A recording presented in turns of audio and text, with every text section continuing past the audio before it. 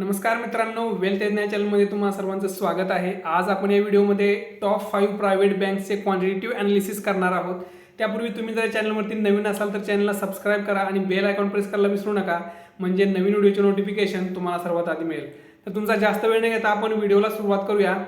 मित्रांनो, तुम्ही म्हणाल क्वांटिटेटिव्ह ॲनालिसिस कशासाठी करायचं? मित्रांनो, क्वांटिटेटिव्ह ॲनालिसिस याच्यासाठी करायचं, जर समजा तुम्हाला कोणताही एका सेक्टरचं ॲनालिसिस करायचं आहे, तुम्हाला समजा कोणताही एक सेक्टरमधलं तुम्हाला काही माहीत नाही आहे। समजा आपण बँकिंग सेक्टर पकडूया, आता आपण बँकिंग सेक्टरचं ॲनालिसिस करणार आहे, त्यामुळे आपण बँकिंग सेक्टर जर पकडला तर तुम्ही क्वांटिटेटिव्ह ॲनालिसिस केल्यानंतर त्याच्यामध्ये आपण वेगवेगळे पॅरामीटर्स पकडून त्याचं ॲनालिसिस करतो आणि तसं ॲनालिसिस केल्यामुळे त्यामध्ये कोणतंही मॅन्युअल इंटरव्हेन्शन नसतं, त्यामुळं तिथं त्यांचे जे आकडे असतात ते आकडे बोलत असतात। म्हणजे जसा पी रेशो झाला, पी बी रेशो झाला त्यांचे, आता आपण ह्या व्हिडिओमध्ये तुम्ही बघालच आपण कोणकोणते पॅरामीटर्स घेतलेले आहेत आणि त्याच्यानुसार आपण क्वांटिटेटिव्ह ॲनालिसिस केलेलं आहे।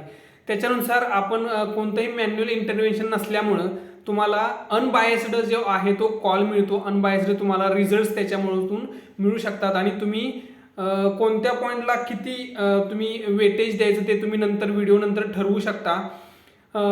मी माझ्यानुसार त्याला वेटेज आणि रँक दिलेली आहे आणि इथं ॲनालिसिस करण्याचा प्रयत्न केलेला आहे। तर तुमचा जास्त वेळ न घेता आपण व्हिडिओला सुरुवात करूया।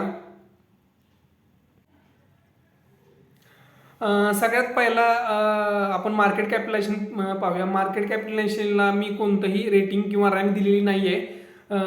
तर सुरुवातीला मार्केट कॅपिटलायझेशन जर बघितलं तर मार्केट कॅपिटलनुसार HDFC बँक जी आहे ती मार्केट कॅपिटलनुसार सगळ्यात मोठी बँक आहे। प्रायव्हेट सेक्टर आणि पब्लिक सेक्टर या दोन्ही सेक्टरचा जर विचार केला तर HDFC बँक जी आहे ती सगळ्यात मोठी बँक आहे। HDFC बँकेचं मार्केट कॅपिटलायझेशन जे आहे ते 8,17,000 कोटी आहे। त्याच्यानंतर ICICI bank, Kotak bank, axis bank आणि इंडसइंड बँक यांचा नंबर लागतो। आता आपण पी रेशो जर विचार केला तर पी रेशो ज्याचा कमी ती बँक जी आहे ती स्वस्त आहे असं एक साधारण जनमत आहे किंवा असं साधारण लोक समजतात।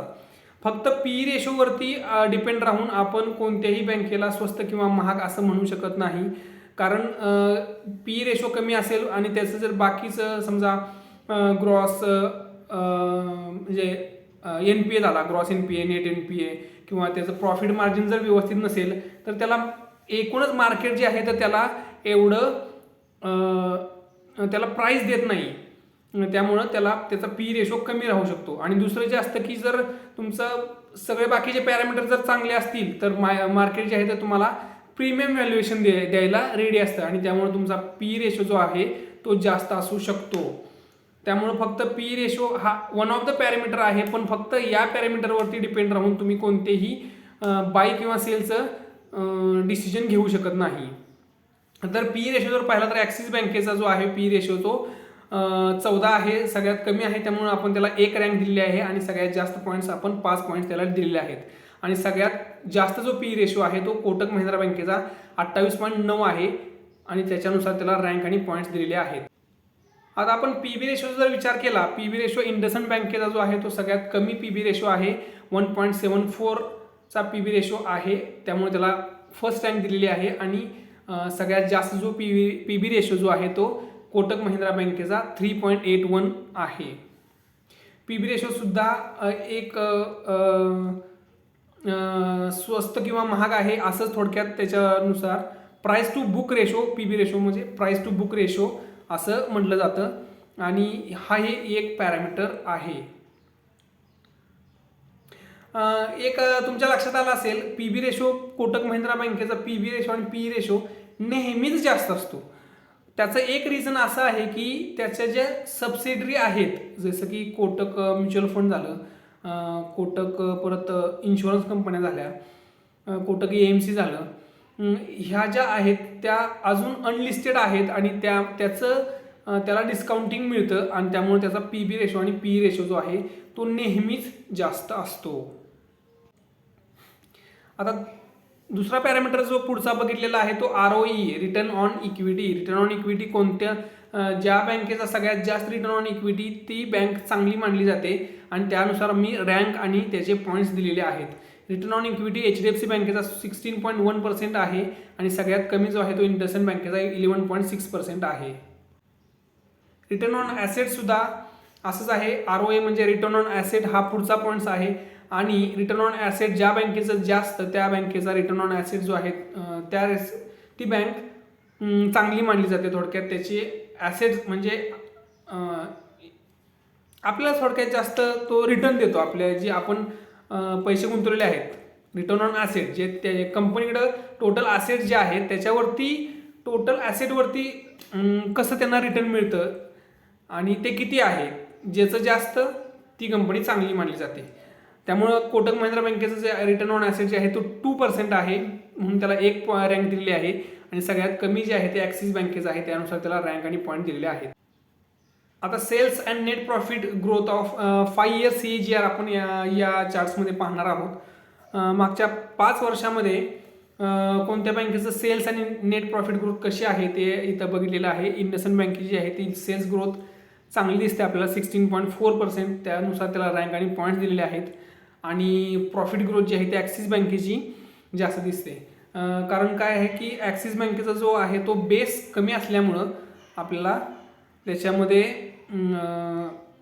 प्रॉफिट ग्रोथ जास्त दिसत आहे.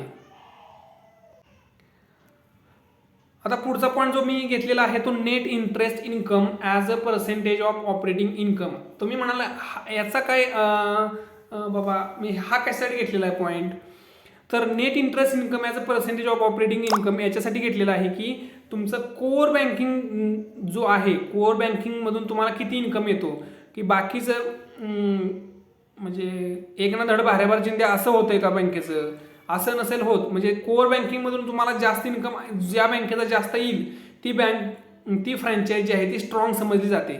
म्हणून कोटक महिंद्रा बँक जी आहे त्याला मी 1 रँक दिलेली आहे आणि 5 पॉईंट दिलेले आहेत.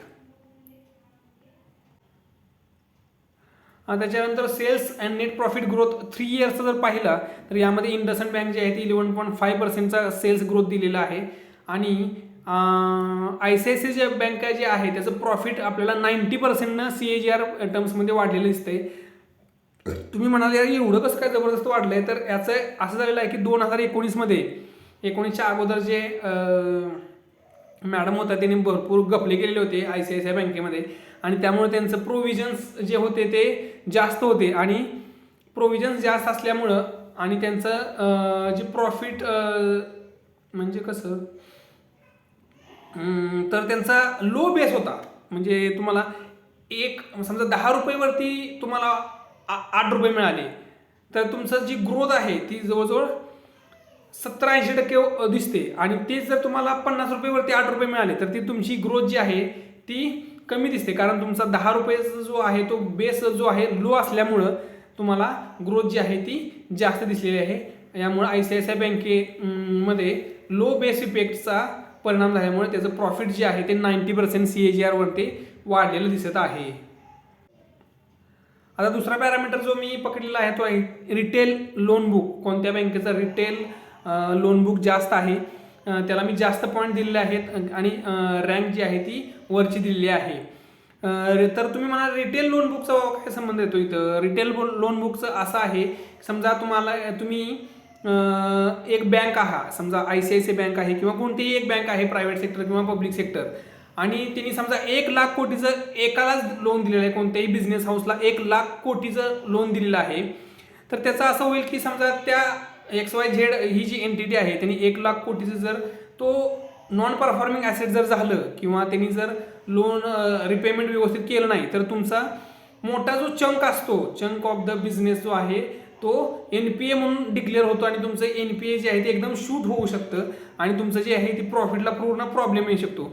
त्याच्याऐवजी 1 लाख लोकांना तुम्ही 1 कोटी जर प्रत्येकाला दिले तर एकदम 1 लाखचं जर NPA होणं आणि त्यातला 1 लाख लोकांमध्ये 1-2 लोकांचं NPA होणं ह्यामध्ये तुमचा पर्सेंटेज वाईज तुम्ही गृहीत धरू शकता किंवा तुमच्या लक्षात येईल की पर्सेंटेज वाईज जे आहे ते तुमचं लोन बुकला तुम्हाला फार फायदा होऊ शकतो.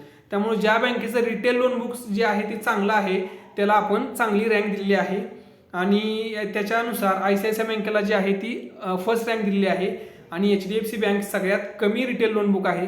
ॲक्च्युली मागच्या 2 वर्षापर्यंत रिटेल बँक म्हणून HDFC बँकेकडे आपण पाहत होतो आणि आता ती पूर्ण त्यांचा क्राऊन जो आहे तो ICICI बँकेकडे जाताना आपल्याला दिसत आहे आणि ICICI बँक जी आहे ती पूर्णपणे आता रिटेल ओरिएंटेड बँक झालेली आहे.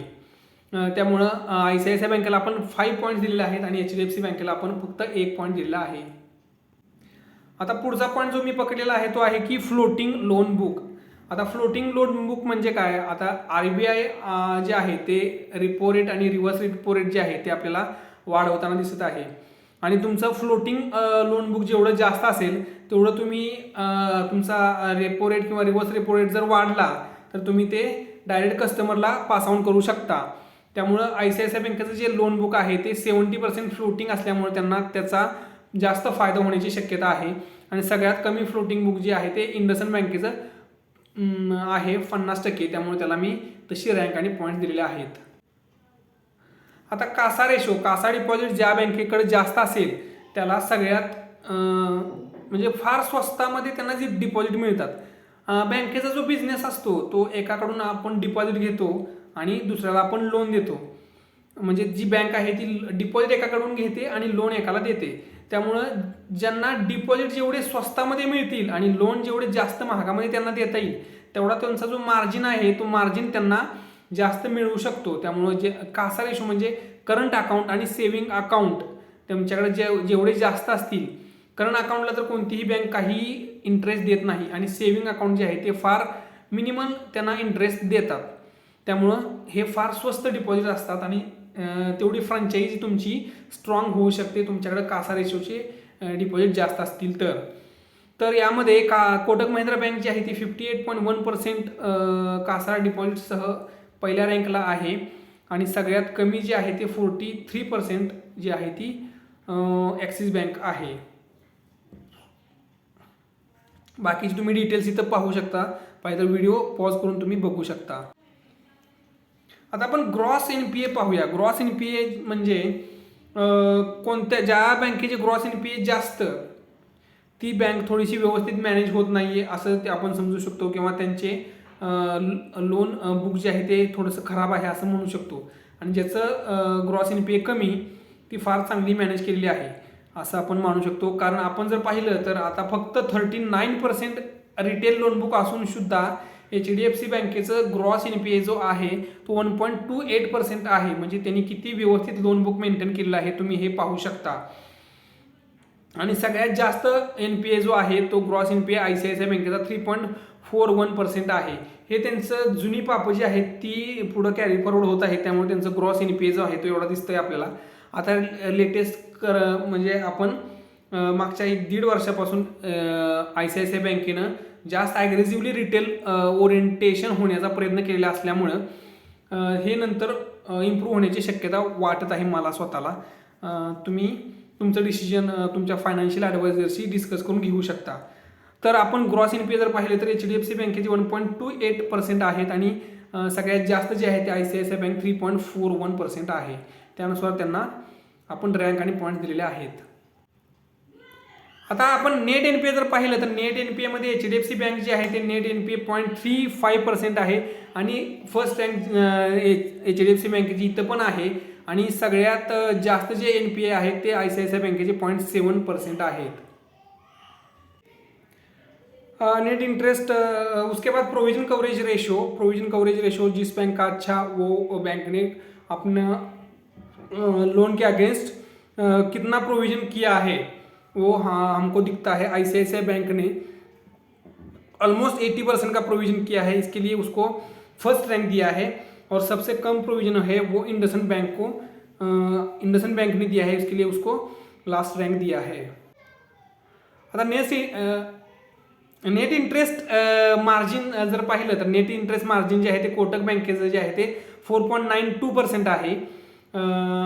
सगळ्यात जास्त नेट इंटरेस्ट मार्जिन आहे आणि मगाशी जसं तुम्हाला सांगितलं की त्यांचं कासा रेशो त्यांचा चांगला असल्यामुळं त्यांना थोडंसं जास्त स्पेस मिळते. म्हणजे डिपॉझिट ते कमी पैशामध्ये घेतात आणि लोन थोडंसं त्याच रेटमध्ये दिलं तरी त्यांना नेट इंटरेस्ट मार्जिन जे आहे ते चांगलं त्यांना भेटू शकतं. त्यामुळे त्यांना रँक जी आहे ती फर्स्ट रँक दिलेली आहे कोटक महिंद्रा बँकेला आणि सगळ्यात नेट इंटरेस्ट मार्जिन कमी आहे ते 3.6% ॲक्सिस बँकेचं आहे. आता कॉस्ट टू इन्कम रेशो जर पाहिला तर cost to income ratio HDFC बँकेचा 38.6% आहे, म्हणून त्याला फर्स्ट रँक दिली आहे. आणि सगळ्यात कमी जास्त जो आहे तो cost to income ratio 53.1% Kotak Mahindra बँकेचा आहे. आता कॅपिटल ॲडिक्वेसी रेशो जर पाहिला तर कोटक महिंद्रा बँकेचा कॅपिटल ॲडिक्वेसी रेशो जो आहे तो 22.1 आहे, म्हणून त्याला फर्स्ट रँक दिली आहे. आणि सगळ्यात कमी cost to capital adequacy ratio जो आहे तो 17.8% आहे ॲक्सिस बँकेचा. मित्रांनो, हे सगळे टॉप बँक्स असल्यामुळं RBIची जी गाईडलाईन आहे त्याच्यापेक्षा सगळ्यांनी व्यवस्थित मेंटेन केलेला आहे कॅपिटल ॲडिक्वेसी रेशो. पण सगळ्यात जास्त ज्याचा कॅपिटल ॲडिक्वेसी रेशो आहे त्याला आपण फर्स्ट रँक दिलेली आहे. जसं कॅपिटल ॲडिक्वेसी रेशो तसंच लिक्विडिटी कव्हरेज रेशोज आहे. लिक्विडिटी कव्हरेज रेशो RBIची गाईडलाईन आहे ती 100 आहे, त्यामुळे 100च्या वरती सगळे लिक्विडिटी कव्हरेज रेशो हे मॅन्डेटरी RBIने केलेलं आहे आणि कोणतीही बँकेला काहीही प्रॉब्लेम नाही आहे. पण सगळ्यात जास्त लिक्विडिटी कव्हरेज रेशो ज्याचा आहे त्याला आपण फर्स्ट रँक आणि 5 पॉईंट्स दिलेले आहेत, त्यानुसार तुम्ही पाहू शकता. आता ग्रोथ इन ब्रँच ॲडिशन, सगळ्यात जास्त ब्रँचेस जे आहेत ते HDFC बँकेचे आहेत. पण ICICI बँकेने जी आहे ती फार ॲग्रेसिव्हली ग्रोथ ॲडिशन चालू केलेली आहे त्यांच्या ब्रँच नेटवर्कमध्ये. ICICI बँकेनं 2.1% ग्रोथ त्यांच्या टोटल बँकेमध्ये ब्रँचेसमध्ये झालेले आहे. त्यांनी टोटल 116 ब्रँचेस ॲड केलेल्या आहेत ICICI बँकेनं, त्यामुळे त्याला फर्स्ट रँक दिली आहे. आणि सगळ्यात कमी जी आहे ती फक्त एक ब्रँच जी आहे ती ॲक्सिस बँकेनं ॲड केलेली आहे. तर मित्रांनो, आता आपण फायनल स्कोअर जो आहे तो पाहूया. आता आपण फायनल स्कोअर जर पाहिला तर फायनल स्कोअरमध्ये आपल्याला ICICI बँक जी आहे ती टॉप करताना दिसते.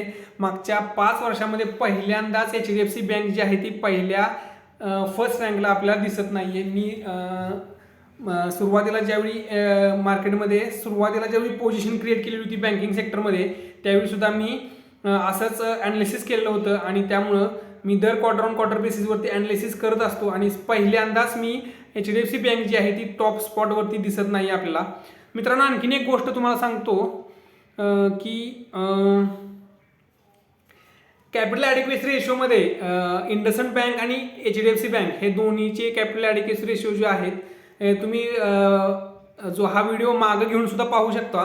ते माझ्याकडून थोडंसं चूक झालेली आहे. कॅपिटल ॲडिक्वेसी रेशो जे आहे ते HDFC बँक आणि इंडसइंड बँक दोन्हीचे 18.1% आहे.